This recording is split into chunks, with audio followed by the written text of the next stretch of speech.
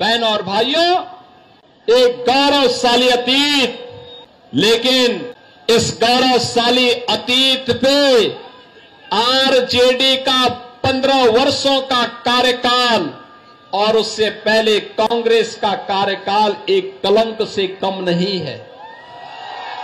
एक पहचान के संकट के दौर से बिहार के लोगों को, बिहार के नौजवानों को, बिहार के नागरिकों को गुजरना पड़ा था।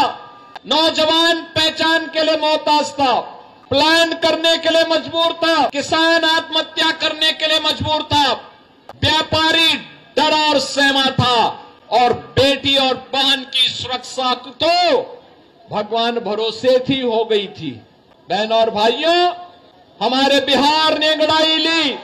2005 में नीतीश कुमार जी के नेतृत्व में एनडीए की सरकार बनती है और बिहार के माफियाओं के दिन लग जाते हैं, उनकी उल्टी गिनती शुरू हो जाती है। बहन और भाइयों, बिहार एक नई दिशा की ओर आगे बढ़ा। आज फिर से बिहार में वह सब कुछ है जो बिहार में 50 वर्ष पहले हो जाना चाहिए था। बहनों और भाइयों, क्या ये कांग्रेस और आरजेडी अयोध्या में राम मंदिर का निर्माण करा पाती?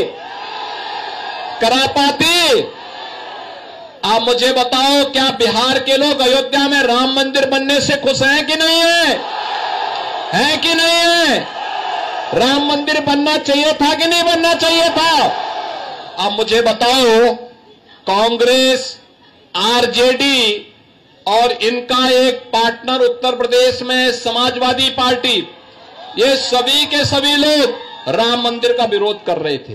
कहते थे, कांग्रेस कहती थी राम हुए ही नहीं, आरजेडी ने कहा कि मंदिर नहीं बनने देंगे, और समाजवादी पार्टी राम भक्तों पर गोली चलाती है।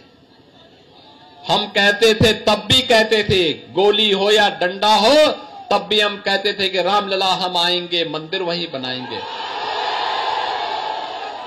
बन गया ना मंदिर? बन गया ना? कोई संदेह?